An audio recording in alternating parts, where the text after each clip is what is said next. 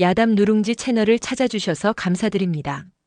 댁내 건강과 행복이 가득하시길 바라며 오늘도 재미있는 야담으로 시작하겠습니다.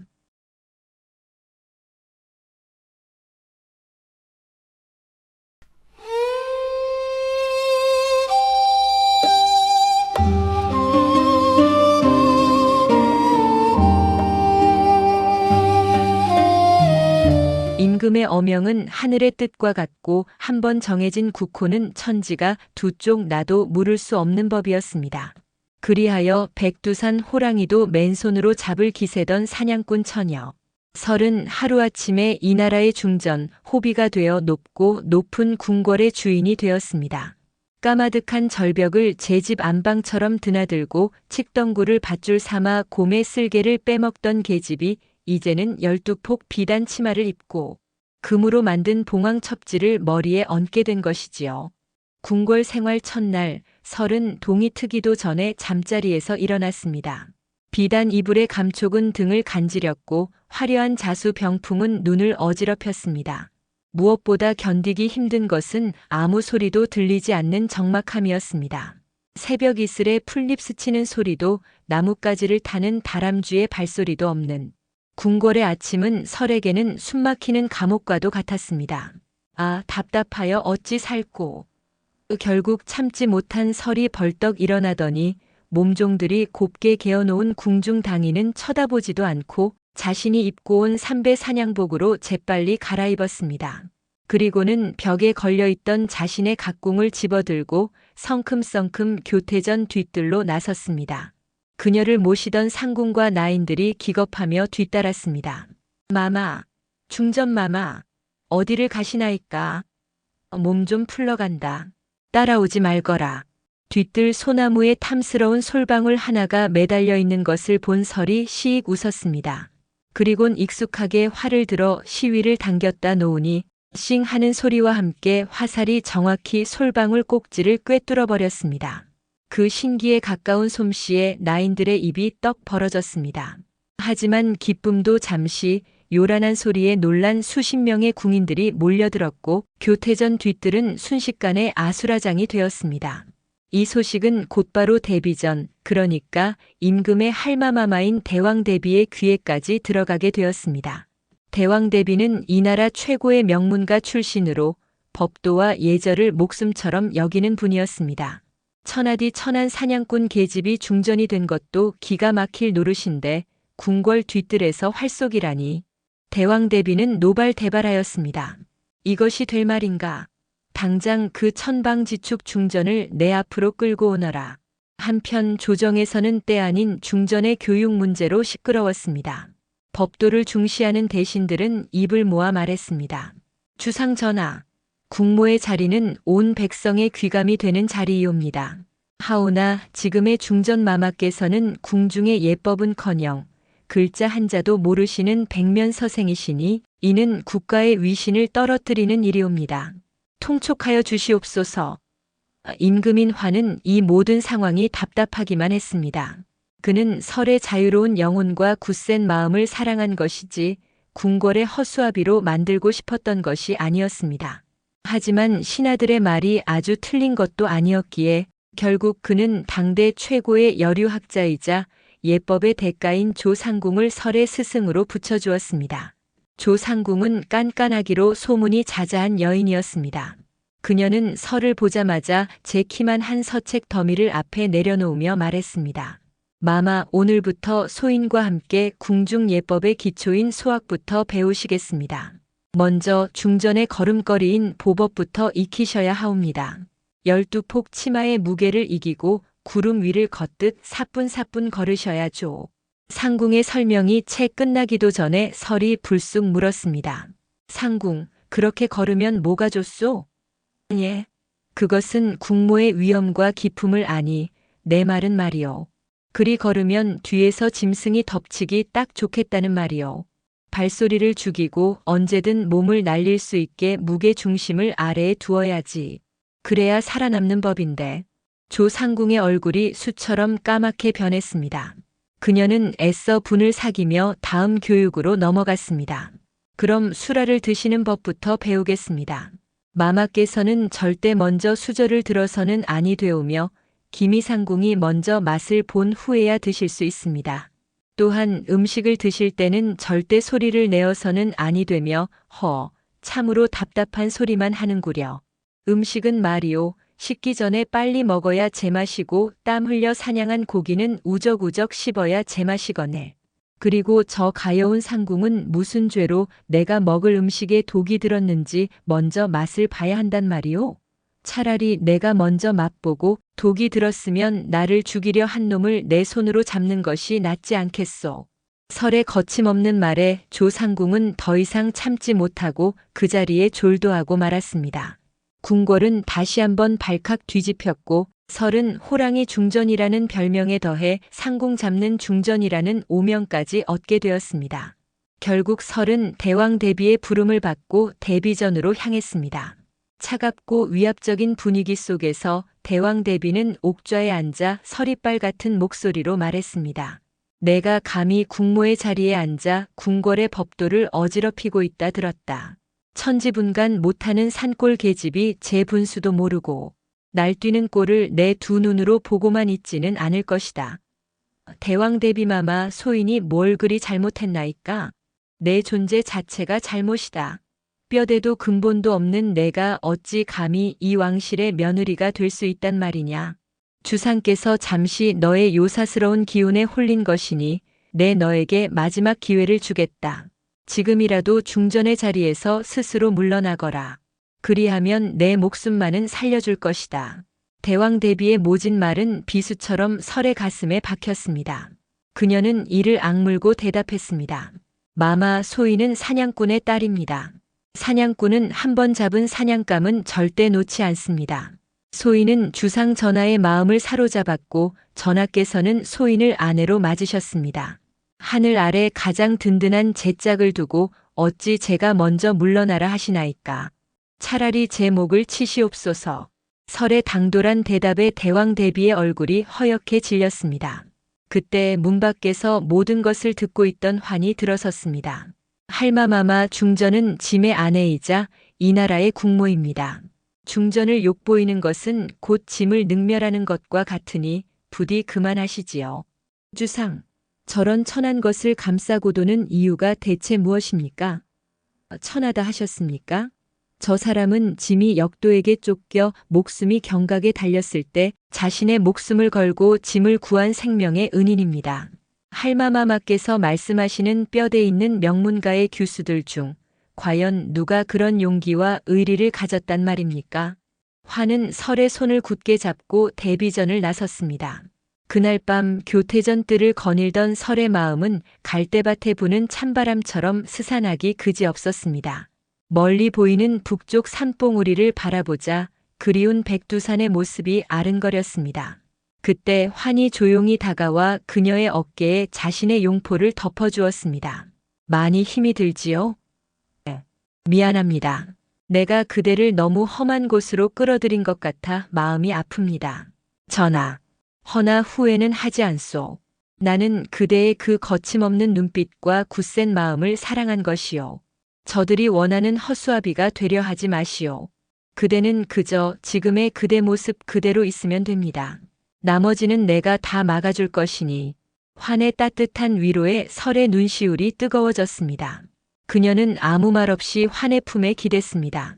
비록 궁궐 생활은 숨막히고 답답했지만 자신을 이토록 믿어주고 사랑해주는 짝이 곁에 있다는 사실이 그녀에게는 무엇과도 바꿀 수 없는 힘이 되었습니다. 며칠 후 어전 회의에서 한 신하가 아뢰었습니다. 전하, 남쪽 지방에 몇 달째 비가 내리지 않아 가뭄이 극심하옵니다. 기우제를 지내도 효험이 없으니 민심이 흉흉하옵니다. 대신들이 저마다 대책을 논하며 갑론을박을 벌이고 있을 때 조용히 발 뒤에서 듣고만 있던 설이 나직하게 말했습니다. 전하, 잠시 아랠 말씀이 있사옵니다. 중전 말해보시오. 아까 가뭄을 보고한 저 영감, 남쪽 걱정은 하는 둥 마는 둥 제 손가락만 만지작거리더이다. 제가 산에서 짐승을 잡을 때 보니 딴 생각을 품은 놈들이 꼭 저런 버릇이 있더이다. 필시 제 논에 물댈 궁리만 하고 있는 것이 틀림없습니다. 설의 뜬금없는 말에 모든 신하들이 어이없는 표정을 지었습니다. 하지만 환은 설의 눈빛에서 예사롭지 않은 기운을 읽었습니다.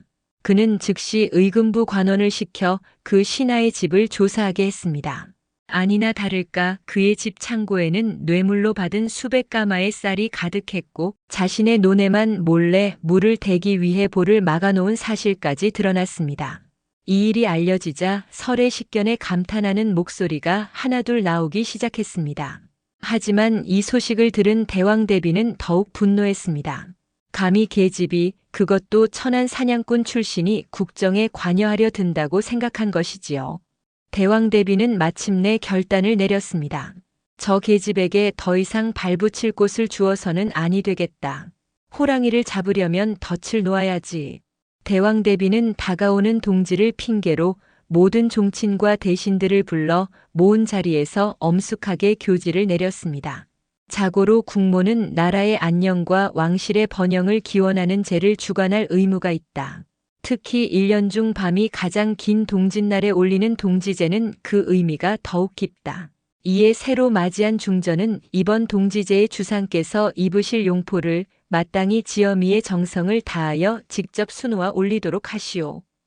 그 말이 떨어지는 순간 환을 제외한 모든 사람의 얼굴이 새하얗게 질렸습니다. 임금의 용포는 나라 최고의 장인 수십 명이 몇 달을 매달려야 완성할 수 있는 것이었습니다. 그런데 활만 쏘던 사냥꾼 처녀에게 불과 한 달도 남지 않은 동지제까지 그것을 완성하라니. 이는 실로 잔인하고도 명백한 죽음의 덫이었습니다. 대왕대비의 어명은 얼음장보다 차갑고 칼날보다 날카로웠습니다. 전각을 나서는 설의 뒤로 대신들은 안쓰러운 눈빛을 보내면서도 한편으로는 고소하다는 듯 입꼬리를 올렸고 종친들은 이제 저 천한 계집의 목숨이 경각에 달렸다며 수군거렸습니다. 그날 밤 교태전은 그 어느 때보다 무거운 침묵에 잠겨 있었습니다. 환은 애꿎은 용상만 걷어찰 듯 분노를 사기지 못했습니다. 중전 들어보시오. 이것은 명백한 함정이요. 할마마마께서는 처음부터 그대를 시험하고 내치려 마음먹으신 것이요. 내가 당장이라도 달려가 이 부당한 명을 거두라 청하겠소. 환의 말에 설은 가만히 고개를 저었습니다. 그녀는 창밖의 달을 보며 나직이 말했습니다. 아니옵니다, 전하. 가만히 계시옵소서. 내 어찌 가만히 있단 말이오. 그대는 바느질은커녕 실을 꿰을 줄도 모르지 않소. 사냥꾼이 하루아침에 나라 제1의 수박라인이 될 수는 없는 노릇이오. 전하, 소인은 이 나라의 국모이옵니다. 언제까지고 전하의 등 뒤에 숨어 비바람을 피할 수는 없습니다. 이것은 대왕대비마마께서 제게 내리신 첫 시험이자 제가 국모로서 넘어야 할 첫 번째 산입니다. 이 산을 넘지 못하면 저는 평생 궁궐 안의 이방인으로 살아가야 할 것입니다. 하지만 전하께서는 저를 믿지 못하시나이까? 백두산의 겨울을 맨몸으로 견디고 굶주린 늑대떼와 싸워 이긴 것이 바로 저 설입니다. 고작 바늘과 실 따위에 제가 무릎을 꿇을 것이라 생각하시옵니까? 설의 눈빛은 그 어느 때보다 굳건하고 형형했습니다. 환은 더 이상 아무 말도 할 수 없었습니다.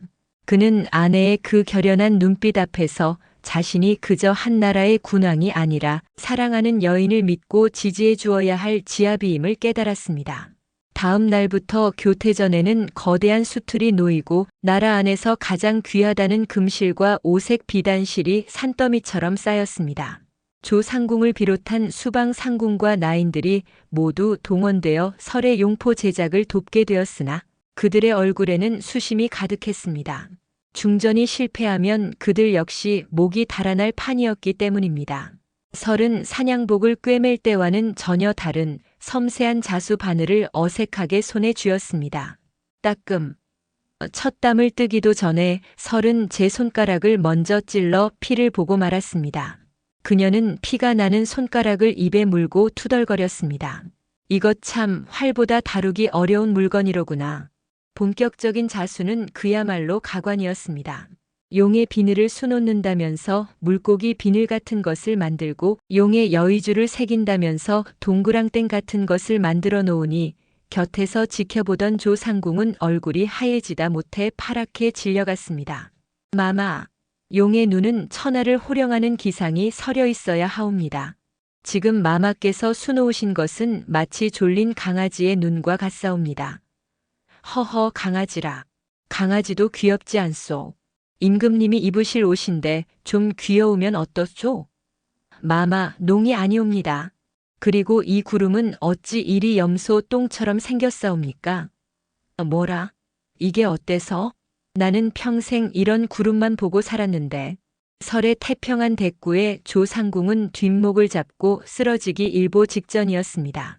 며칠이 지나도록 용포의 용은 용이 아니라 커다란 지렁이의 형상을 하고 있었고, 소식을 전해 들은 대왕 대비와 그 세력들은 이제 중전이 폐위되는 것은 시간 문제라며 쾌재를 불렀습니다.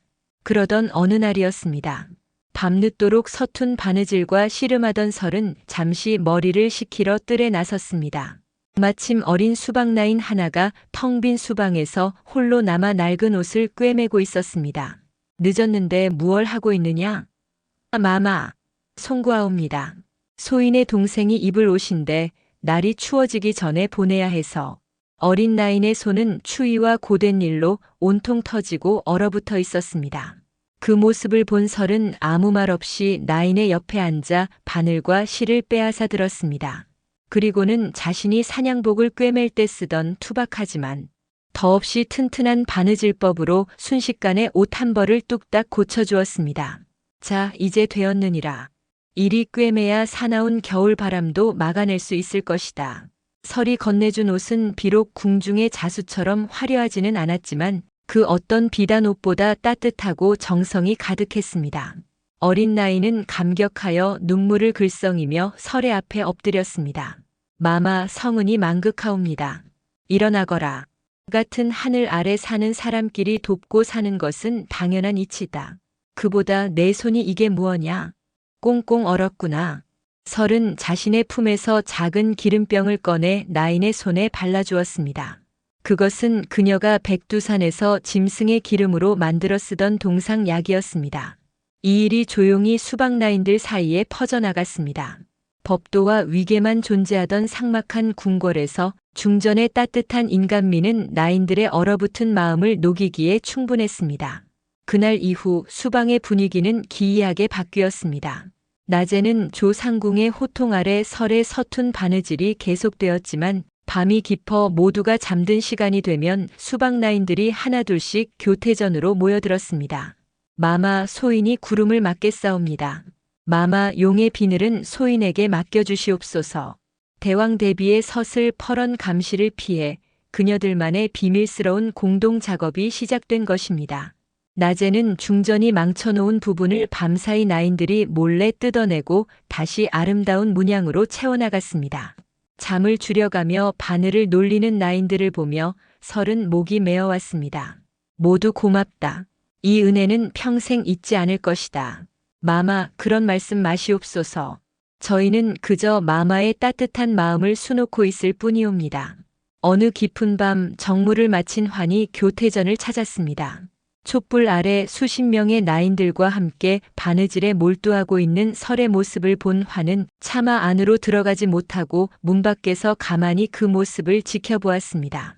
피곤에 지쳐 꾸벅꾸벅 졸면서도 바늘을 놓지 않는 아내. 그녀의 손가락은 온통 바늘에 찔린 상처와 굳은 살로 뒤덮여 있었습니다. 환은 저도 모르게 눈시울이 뜨거워졌습니다. 그는 조용히 발걸음을 돌려 어이를 찾아갔습니다. 다음 날 교태전에는 임금님이 중전마마의 기력을 보아라며 하사하신 귀한 보약과 손가락 상처에 좋다는 최고급 연고가 산더미처럼 배달되었습니다. 그 안에는 환이 직접 쓴 작은 서찰이 들어 있었습니다. 나의 호랑이, 지쳐 쓰러지지 마시오. 내가 뒤에 있소. 짧은 글귀였지만 설은 그 안에 담긴 환의 깊은 사랑과 믿음을 느끼고 다시 한번 마음을 다잡았습니다. 시간은 화살처럼 흘러 동지제는 코앞으로 다가왔습니다. 이제 남은 것은 용포의 마지막 용의 눈동자를 수놓는 일이었습니다. 이는 용의 기운을 불어넣는 가장 중요한 작업으로 오직 중전의 손으로만 해야 했습니다. 모두가 숨을 죽이고 지켜보는 가운데 설은 금실을 꿰은 바늘을 들었습니다.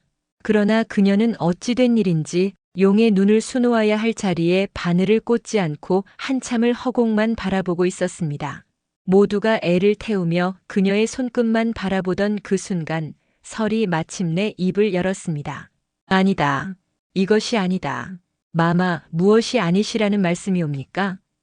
조상궁이 다급하게 물었습니다. 설은 모든 것을 깨달았다는 듯 깊은 숨을 내쉬며 말했습니다. 나는 용을 본 적이 없다. 내가 평생 보고 만져온 것은 험준한 산과 거친 바람 그리고 그 속에서 살아 숨쉬는 생명들 뿐. 내가 알지도 못하는 용의 눈을 어찌 수놓을 수 있단 말이냐. 그리곤 그녀는 수틀 위에 놓인 모든 용의 도안을 치워버렸습니다. 그리고는 눈을 감고 깊은 생각에 잠겼습니다. 그녀의 머릿속에는 백두산 천지를 뒤흔들던 호랑이의 포효가 울려 퍼지고 창공을 가르던 매의 날카로운 눈빛이 스쳐 지나갔습니다. 그래, 그것이다. 설은 눈을 번쩍 떴습니다. 그녀의 손이 다시 바늘을 잡고 빠르게 움직이기 시작했습니다. 그녀가 수놓는 것은 더 이상 전설 속 용의 눈이 아니었습니다. 그것은 바로 백두산을 호령하던 살아있는 영물들의 혼 그 자체였습니다. 동지제 전날 밤 마침내 용포가 완성되었습니다. 완성된 용포를 본 수박나인들과 조상궁은 그 자리에 못 박힌 듯 서서 아무 말도 하지 못했습니다. 비단 위에 수놓아진 것은 분명 용의 형상이었으나 그 안에서는 금방이라도 천지를 박차고 날아오를 듯한 호랑이의 기세와 창공을 꿰뚫어보는 매의 눈빛이 살아 숨쉬고 있었던 것입니다. 1년 중 밤이 가장 길다는 동짓날의 새벽은 유난히도 차고 어두웠습니다. 궁궐 전체는 장엄한 동지제를 준비하느라 분주했지만 그 기저에는 칼날 같은 긴장감이 흐르고 있었습니다. 오늘 중전설이 지은 용포가 만천하에 공개되는 날, 그녀의 운명이 바늘 끝에 매달려 있다는 것을 모르는 이는 아무도 없었습니다. 대왕 대비는 일찌감치 가장 화려한 대례복을 차려입고 옥좌 옆 상석에 앉아 서늘한 미소를 띠고 있었습니다. 그녀의 옆으로는 외척 세력의 영수들이 독사처럼 도사리고 앉아 중전이 끌어내려지는 순간만을 기다리고 있었습니다. 이윽고 제례의 시작을 알리는 풍악이 울리고 임금인 환희 백관을 거느리고 대전에 들어섰습니다. 그리고 그 뒤를 따라 설이 완성된 용포를 담은 옥함을 들고 단상에 올랐습니다. 그녀의 얼굴은 평소와 다름없이 담담했지만 굳게 담은 입술에서는 비장함마저 느껴졌습니다. 주상 전하 지엄이 된 도리로 정성을 다해 용포를 지어 올리옵니다. 부디 굽어 살펴주시옵소서. 설이 옥함의 덮개를 여는 순간 대전 안의 모든 이들이 저도 모르게 숨을 삼켰습니다. 이윽고 터져나온 것은 감탄이 아닌 경악과 혼란의 술렁임이었습니다. 저것이 무엇이냐? 용은 용이로되 내가 알던 용의 모습이 아니로다. 과연 용포에 수놓아진 것은 용의 형상이었습니다. 허나 그 모습이 실로 기괴하기 짝이 없었습니다. 하늘을 향해 치솟은 용의 머리는 금방이라도 포효할 듯 입을 벌리고 있었고 그 두 눈에서는 서슬 퍼런 안광이 뿜어져 나오는 듯 했습니다. 꿈틀거리는 몸통의 비늘 하나하나는 날카로운 칼날처럼 곤두서 있었고 구름을 움켜쥔 발톱은 강철로 만든 갈고리처럼 보였습니다. 그것은 신성하고 자비로운 상상의 동물이 아니라 백두산의 맹수들을 모두 합쳐놓은 듯한 살아있는 투쟁 그 자체였습니다. 이 기회를 놓칠세라 대왕 대비가 자리에서 벌떡 일어나 손가락질하며 외쳤습니다. 중전은 들으라. 그대가 감히 신성한 용 안에 흉물을 수놓아 왕실의 권위를 더럽혔는가. 저것이 어찌 이 나라의 국운을 상징하는 용의 모습이란 말이냐.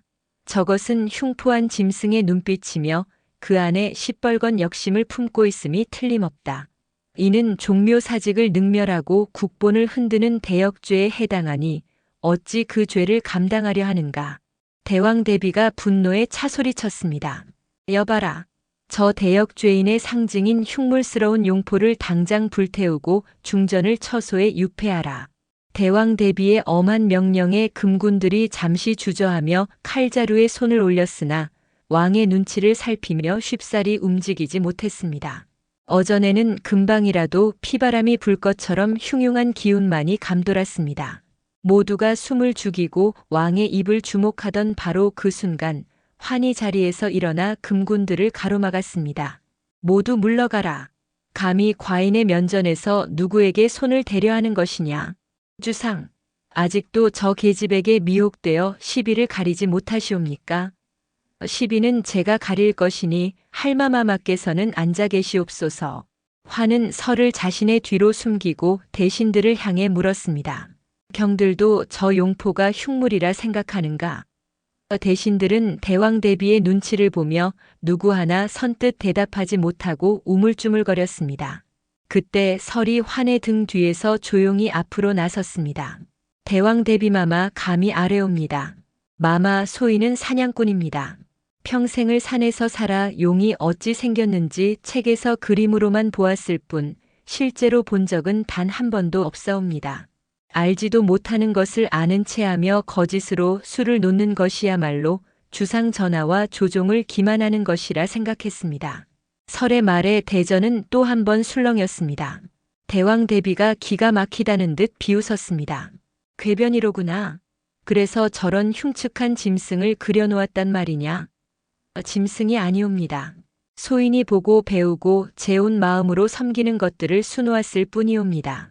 소인이 아는 가장 강한 힘은 굶주린 배를 채우기 위해 절벽을 타는 호랑이의 용맹함입니다. 소인이 아는 가장 높은 지혜는 하늘 끝에서 땅의 모든 것을 꿰뚫어보는 손골매의 눈입니다.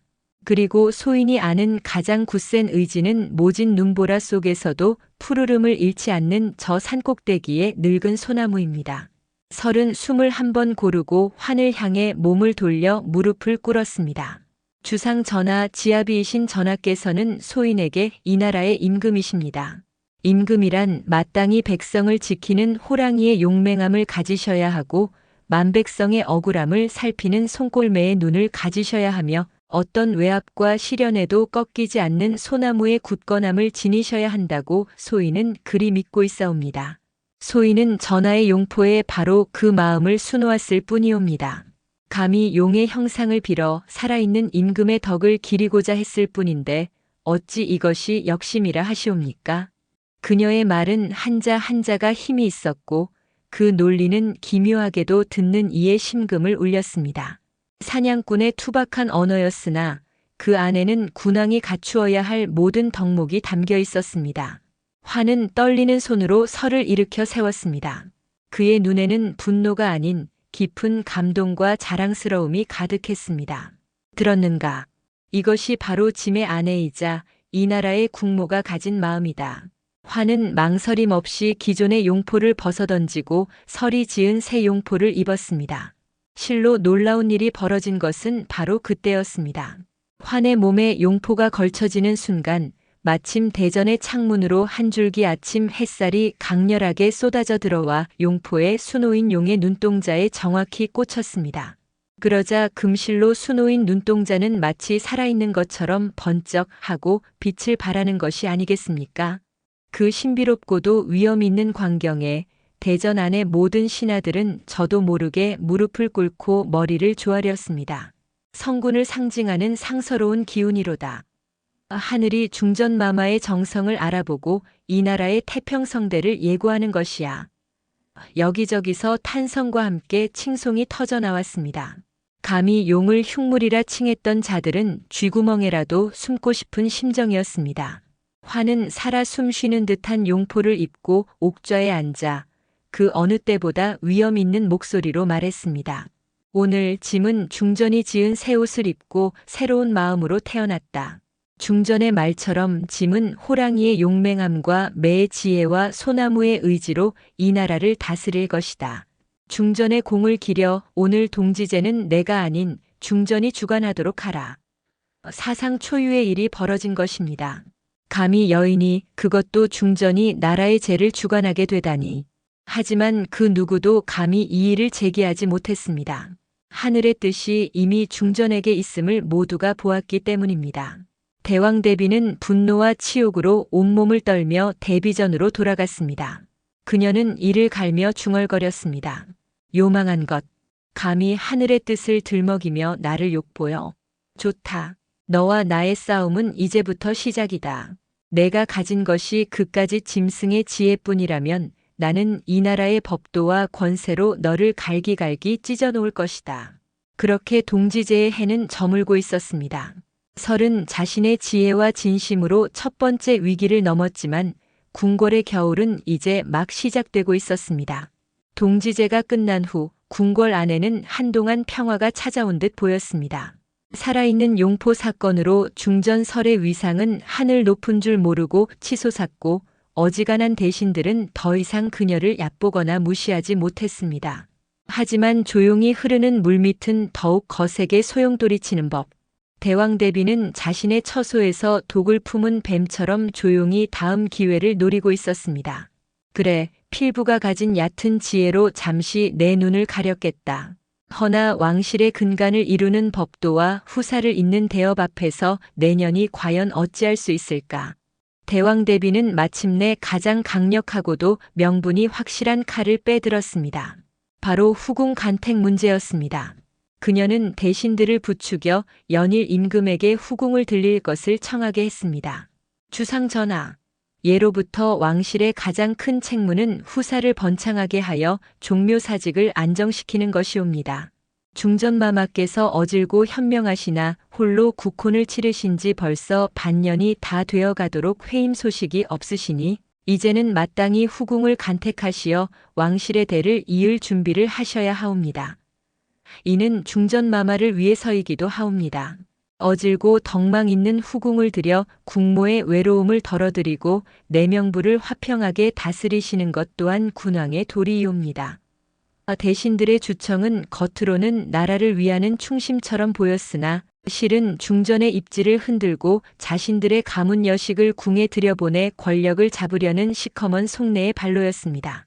화는 이 모든 것을 알기에 분노했지만 후사를 잇는 것은 군왕의 가장 큰 의무였기에 차마 거절하지 못하고 번민에 휩싸였습니다. 그날 밤 화는 무거운 발걸음으로 교태전을 찾았습니다.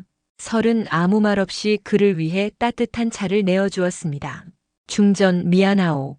내 마음은 오직 그대뿐이나 군왕의 자리가 이리도 나를 옥죄는구려. 설은 환에 흔들리는 눈빛을 보며 나직이 웃었습니다. 전하, 어찌 죄 없는 분이 죄인처럼 구시나이까. 전하의 마음을 소인이 어찌 모르겠습니까? 허나 이것 또한 제가 넘어야 할 산이겠지요. 하지만 그대는 괜찮겠소? 다른 여인과 나를 나누어야 하는 것을 나누다니요. 당치도 않은 말씀이십니다. 제 짝은 하늘 아래 오직 전하 한 분뿐이십니다. 다만 전하의 곁을 지키고 내명부를 다스리는 것은 국모인 제 소임이니 감히 다른 여인을 들여 제 자리를 넘보게 할 수는 없지요. 설의 말에 화는 또 한 번 놀랐습니다. 질투하거나 슬퍼할 것이라 생각했는데 오히려 전의를 불태우고 있었기 때문입니다. 그럼 어찌하면 좋겠소? 후궁 간택 피할 수 없다면 제가 직접 주관하겠사옵니다. 뭐라고요? 중전이 직접? 예, 전하. 이 내명부의 주인은 대왕대비마마도 그 어떤 대신도 아닌 바로 저 설입니다. 제 사람을 제 손으로 뽑겠다는데 누가 감히 반기를 들겠나이까. 다음 날 중전이 직접 후궁 간택을 주관하겠다는 소식이 전해지자 궁궐은 또 한 번 발칵 뒤집혔습니다. 투기심 많은 중전이 후궁의 싹을 아예 잘라버리려는 것이라 수군대는 자도 있었고 제정신이 아니라고 혀를 차는 자도 있었습니다. 대왕대비는 오히려 콧방귀를 뀌었습니다. 그게 집에 치졸한 투기심이라. 좋다. 내가 내 손으로 내 무덤을 파는구나. 내가 누구를 뽑든 그 순간 너는 온 세상 여인의 적이 될 것이고 내가 아무도 뽑지 않는다면 칠거지약을 저지른 투기하는 아내로 낙인 찍혀 쫓겨나게 될 것이다. 드디어 후궁 간택의 날이 밝았습니다. 나라에서 내로라 하는 명문가의 규수들이 저마다 가장 화려한 비단 옷을 차려입고 교태전뜰에 구름처럼 모여들었습니다. 모두의 얼굴에는 긴장감과 함께 자신이 간택되어 제2의 중전이 될 것이라는 야심이 가득했습니다. 대왕대비는 자신의 신복인 영상의 딸을 미리 점 찍어두고 흡족한 미소를 짓고 있었습니다. 설은 화려한 대례복을 입고 환과 함께 상석에 앉았습니다. 그리고는 첫 번째 시험 과제를 내렸습니다. 첫 번째 시험은 있네요. 사냥꾼은 원하는 사냥감을 얻기 위해 몇 날 며칠이고 숨죽여 기다릴 줄 알아야 하는 법. 지금부터 해가 중천에 떠오를 때까지 저마다 가장 아름다운 자세로 미동도 없이 서 있도록 하시오.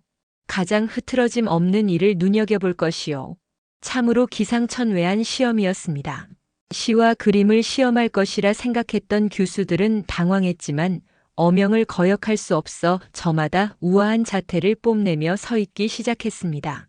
하지만 1시간이 지나고 2시간이 지나자 무거운 가채와 12폭 치마의 무게를 이기지 못한 교수들이 하나둘씩 비틀거리기 시작했습니다. 급기야 대왕 대비가 점 찍어둔 영상의 딸이 어지럼증을 호소하며 그대로 뒤로 넘어가 버리는 소동까지 벌어졌습니다. 쯧쯧, 저리 약한 정신력으로 어찌 임금의 곁을 지키겠는가. 모두 탈락이다. 설의 냉정한 선언에 교수들은 울상이 되었고 대왕 대비의 낯은 시뻘겋게 달아올랐습니다. 두 번째 시험은 더욱 가관이었습니다. 설은 나인들에게 살아있는 잉어 수십 마리가 담긴 큰 물통과 작은 칼을 하나씩 나누어 주게 했습니다. 두 번째 시험은 지혜와 솜씨요. 이 잉어의 비늘을 가장 빠르고 상처 없이 벗겨내는 이에게 큰 점수를 줄 것이요. 뭐요? 비늘을 벗기라니. 교수들은 경악을 금치 못했습니다. 평생 손에 물 한 방울 묻히지 않고 살아온 그들에게 날뛰는 생선을 잡으라는 것은 청천벽력과도 같은 소리였습니다. 여기저기서 비명이 터져나왔고 잉어를 만지지도 못하고 울음을 터뜨리는 교수도 있었습니다. 교태전들은 순식간에 아비규환의 생선 비린내 나는 난장판이 되고 말았습니다. 저런 칠칠치 못한 것들. 저리 마음만 앞서 칼을 함부로 휘두르다 제 몸이라도 상하면 어쩔 뻔했는가. 저리 앞뒤 못 가리는 성정으로 어찌 내 명부의 법도를 따르겠는가. 모두 탈락이다. 이번에도 설의 일갈에 모든 교수가 탈락하는 초유의 사태가 벌어졌습니다. 보다 못한 대왕 대비가 소리쳤습니다. 충전, 지금 장난을 하는 것이오. 후궁을 뽑겠다는 것이오. 백정 마누라를 뽑겠다는 것이오. 마마 소인은 진심이옵니다. 제 손으로 음식을 장만하여 지아비의 허기를 달래줄 줄도 모르는 여인이 어찌 백성의 굶주림을 헤아릴 수 있겠나이까. 화는 이 모든 광경을 웃음을 참느라 혼이 나고 있었습니다. 그는 옆에서 씩씩거리는 대왕 대비의 귀에 대고 속삭였습니다. 할마마마 지켜보시지요. 저것이 바로 짐이 사랑하는 중전의 지혜입니다. 마지막 시험을 앞두고 남은 교수는 단 3명뿐이었습니다. 그중 하나는 비록 가문은 한미하나 첫 시험에서 끝까지 흐트러짐 없는 자세를 유지했던 여인이었고 다른 하나는 비록 생선 비늘은 벗기지 못했으나 다른 교수들이 칼에 베일 뻔하자 몸을 날려 막아주었던 마음씨 고운 여인이었습니다. 그리고 마지막 한 명은 간택에 참여한 것이 신기할 정도로 수수한 옷차림에 겁먹은 표정을 짓고 있는 어린 교수였습니다. 설은 그 어린 교수를 조용히 불렀습니다. 너는 어찌하여 얼굴에 웃음기가 하나도 없느냐? 후궁이 되는 것이 싫으냐? 마마마 송구하옵니다. 소인은 아바마마의 명으로 억지로 끌려왔을 뿐 궁에 들어올 마음이 추호도 없사옵니다. 어찌하여? 소인에게는 장래를 약조한 정인이 있사옵니다. 비록 가난한 선비이나 소인은 그이와 함께 초가 삼간에서 오순도순 사는 것이 유일한 꿈이옵니다. 어린 교수의 눈에서 눈물이 방울져 떨어졌습니다. 설은 그 모습에서 과거 자신의 모습을 보는 듯하여 마음이 짠해졌습니다. 그녀는 교수의 손을 잡아주며 말했습니다. 내 마음 내가 잘 알겠다. 마지막 시험은 바로 진심이다. 나는 너의 그 진심을 가장 높이 샀다. 그리고는 모두가 듣도록 큰 소리로 선언했습니다. 마지막 시험에 통과한 이는 바로 이 아이다. 허나 나는 이 아이를 후궁으로 삼지 않을 것이다. 무엇이? 중전, 그게 무슨 말이오? 이 아이는 이미 마음속에 다른 짝을 품고 있으니 내 어찌 억지로 그 인연을 끊고 지아비의 짝으로 삼겠는가. 나는 이 아이의 용기와 진심을 높이 오늘부로 내 친동생과 같이 여길 것이며 임금님께 주청하여 그 정인과 혼인할 수 있도록 교지를 내려달라 청할 것이다. 아, 이 얼마나 통쾌하고도 감동적인 선언이란 말입니까? 자신의 권위를 이용해 권력을 탐하는 것이 아니라 힘없는 소녀의 사랑을 지켜주다니. 대왕대비는 할 말을 잃었고 다른 두 교수 역시 중전의 넓은 마음에 감복하여 스스로 후궁의 자리를 고사했습니다. 결국 후궁 간택은 한 명도 뽑지 못한 채 끝이 났습니다. 하지만 그 누구도 중전의 투기를 탓하지 않았습니다.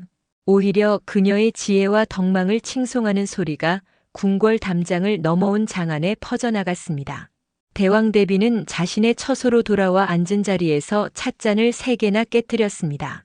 이번에도 그녀는 호랑이를 잡으려다 제 덫에 제가 걸린 꼴이 되고 말았던 것입니다. 저 요물 저 여우 같은 계집 좋다. 내가 사람의 마음을 얻는 재주가 있다면 나는 너에게서 사람의 목숨을 앗아갈 방법을 찾을 것이다.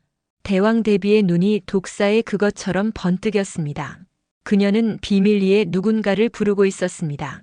그는 바로 왕실의 모든 독과 약을 관리하는 내의원의 어이였습니다.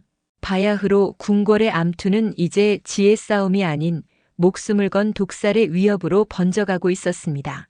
후궁 간택 소동이 끝난 후 궁궐에는 폭풍 전야와 같은 고요함이 흘렀습니다.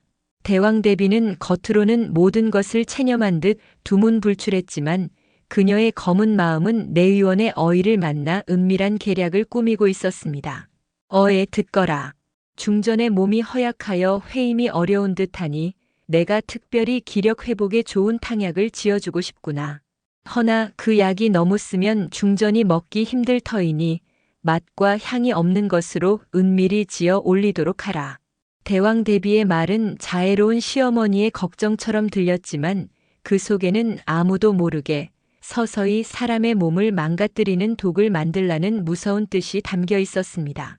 어이는 대왕대비 가문이 배출한 인물로 그녀의 말 한마디에 목숨이 오가는 처지였습니다. 그는 떨리는 손으로 머리를 조아릴 수밖에 없었습니다. 며칠 후 대왕대비는 손수 지은 약이라며 은으로 만든 탕기에 담긴 탕약을 들고 교태전을 찾았습니다. 중전, 그간 마음고생이 심했을 터. 이 할미가 내 기운을 돋우고자 귀한 약을 다려왔다. 자, 식기 전에 어서 들거라. 설은 대왕대비의 갑작스러운 호의에 잠시 경계했지만 지극정성으로 약을 권하는 시할머니의 청을 거절할 수는 없었습니다. 그녀가 탕기를 막 입으로 가져가려는 순간이었습니다. 설의 코끝에 아주 희미하지만 낯익은 냄새가 스쳐 지나갔습니다. 이 냄새는 그것은 그녀가 백두산에서 독사를 잡을 때 맡았던 아주 희미한 흙비린내와 닮아 있었습니다. 그 냄새는 칠보사라는 맹독을 가진 뱀의 굴 근처에서만 나는 특유의 향이었습니다. 그 뱀에 물리면 7걸음을 떼기도 전에 즉사한다고 하여 붙여진 이름이었지요. 하지만 그 독을 아주 소량씩 다른 약재와 섞어 오랜 기간 먹게 되면 당장은 아무렇지 않으나 서서히 오장육부가 썩어 들어가 결국에는 시름시름 앓다가 죽게 되는 세상에서 가장 지독한 독약이 된다는 것을 사냥꾼인 설은 알고 있었습니다. 순간 설의 등골이 서늘해졌습니다. 그래, 호랑이를 잡으려면 덫을 놓는 법이지. 설은 이 탕약이 바로 자신을 노리고 파놓은 함정임을 깨달았습니다. 그녀는 탕기를 든 채 잠시 망설였습니다. 이 약을 마시지 않으면 불경죄로 목이 달아날 것이요, 마시면 시름시름 죽어가게 될 터. 진퇴양난의 위기였습니다. 그때 설의 머릿속에 한 가지 기발한 묘책이 스쳐 지나갔습니다. 그녀는 갑자기 콜록거리며 탕기를 바닥에 떨어뜨렸습니다. 아이코 마마, 송구하옵니다. 제가 그만. 이런 부주의하기는. 괜찮다. 약이야 다시 지으면 될 터이니. 대왕대비는 계획이 실패한 것에 아쉬워하면서도 의심을 피하기 위해 인자한 표정을 지으며 돌아갔습니다. 그날 밤 설은 환에게 이 사실을 털어놓았습니다. 환은 당장이라도 대왕대비를 찾아가 죄를 묻겠다며 길길이 날뛰었지만 설은 그를 말렸습니다. 전하, 진정하시옵소서. 지금은 물증이 없사옵니다. 섣불리 움직였다가는 역으로 당하게 될 것입니다. 그럼 어찌하면 좋단 말이오. 어찌 내 아내가 독살당하는 것을 보고만 있겠소. 제게 생각이 있사옵니다. 독초는 약초가 될 수도 있고 약초 또한 독초가 될 수도 있는 법. 이에는 이 눈에는 눈으로 갚아줄 것입니다. 다음 날부터 설은 갑자기 자리에 알아눕기 시작했습니다. 얼굴은 날이 갈수록 창백해지고 기침은 멈출 줄을 몰랐습니다. 어이가 매일같이 진맥을 했지만 뚜렷한 병명을 찾지 못하고 고개만 갸웃거릴 뿐이었습니다. 대왕대비는 자신의 독이 효험을 보고 있다 생각하고 회심의 미소를 지었습니다. 궁궐 안은 중전이 원인 모를 병으로 위독하다는 소문으로 흉흉해졌습니다. 환은 매일 교태전을 찾아 눈물로 밤을 지새웠고 그 모습을 본 신하들은 하나둘씩 대왕대비의 전횡을 의심하기 시작했습니다. 심지어 대왕대비의 편에 섰던 외척 세력들마저 아무리 그래도 국모를 독살하는 것은 천벌을 받을 일이라며 등을 돌리기 시작했습니다. 그렇게 한 달이라는 시간이 흘렀습니다. 설은 이제 자리에서 일어나지도 못할 만큼 쇠약해졌습니다. 대왕대비는 이제 때가 되었다고 판단하고 마지막 확인을 위해 어이를 대동하고 교태전을 찾았습니다. 병색이 완연한 설은 숨을 헐떡이며 대왕대비를 맞았습니다. 할마마마 오셨사옵니까? 소인, 이제 곧 황천길을 떠날 듯 하옵니다. 마지막으로 드릴 말씀이 있사옵니다. 그래, 하려무나. 소인이 죽거든 부디 주상 전하께 어질고 현명한 새 중전을 맞이해 주시옵소서. 그리고 이 서찰을 어이에게 전해 주시옵소서. 설은 품에서 서찰 하나를 꺼내 어이에게 건넸습니다.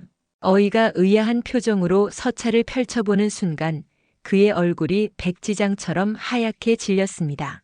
그곳에는 단 한 줄의 글만 적혀 있었습니다. 칠보사의 독은 천산갑의 비늘을 달인 물로만 해독할 수 있다. 어이는 온몸을 부들부들 떨며 그 자리에 주저앉았습니다. 중전이 모든 것을 알고 있었다는 사실, 그리고 자신이 저지른 죄를 명명백백히 밝히고 있었던 것입니다. 어에, 내 너에게 묻겠다. 나는 지금 무슨 병에 걸린 것이냐?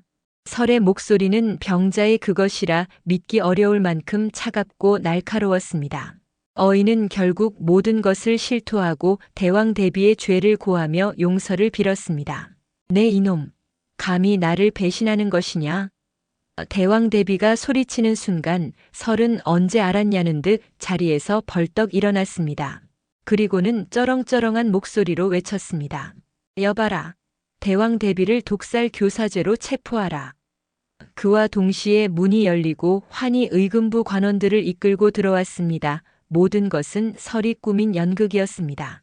그녀는 대왕대비가 준 독약을 탕기를 깨트리는 척하며 버린 뒤 짐승의 피를 조금씩 마셔 병색이 완연한 것처럼 위장했던 것입니다. 할마마마, 어찌 이리 잔혹한 일을 벌이셨습니까? 이 사람은 제 아내이기 이전에 할마마마의 손주며느리입니다. 환의 절규에도 불구하고 대왕대비는 끝까지 자신의 죄를 뉘우치지 않았습니다. 결국 그녀는 모든 직위를 박탈당하고 서인으로 강등되어 궁궐 가장 깊은 곳에 유폐되었습니다. 모든 사건이 끝난 후 교태전에는 다시 평화가 찾아왔습니다. 환은 설의 손을 잡고 말했습니다. 나는 정말 복이 많은 사내로구나. 토끼를 잡으려다 나라를 구할 현명한 아내를 얻었으니. 아니옵니다, 전하. 소이야말로 복이 많은 계집이지요. 산골짜기에서 썩어갈 운명이었는데 하늘 같은 지아비를 만나 이리 호강하고 있으니까요. 두 사람은 서로를 마주보며 환하게 웃었습니다. 그날 이후로 궁궐에서는 그 누구도 감히 호랑이 중전설을 시험하려 들지 않았습니다. 그녀는 때로는 엄한 호랑이처럼 궁궐의 기강을 바로잡고 때로는 자애로운 어미처럼 백성을 보살폈습니다. 그녀의 곁에는 언제나 든든한 지아비이자 임금인 환이 함께했습니다. 그리하여 토끼 잡으려다 임금님 잡은 사냥꾼 처녀는 이 나라 역사상 가장 지혜롭고 용맹한 국모로 남아 오랫동안 백성들의 사랑을 받았다고 합니다. 오늘 이야기 재미있으셨나요? 마음에 드셨다면 좋아요 눌러주시고 구독도 부탁드려요. 다음 이야기 꼭 보러 오세요.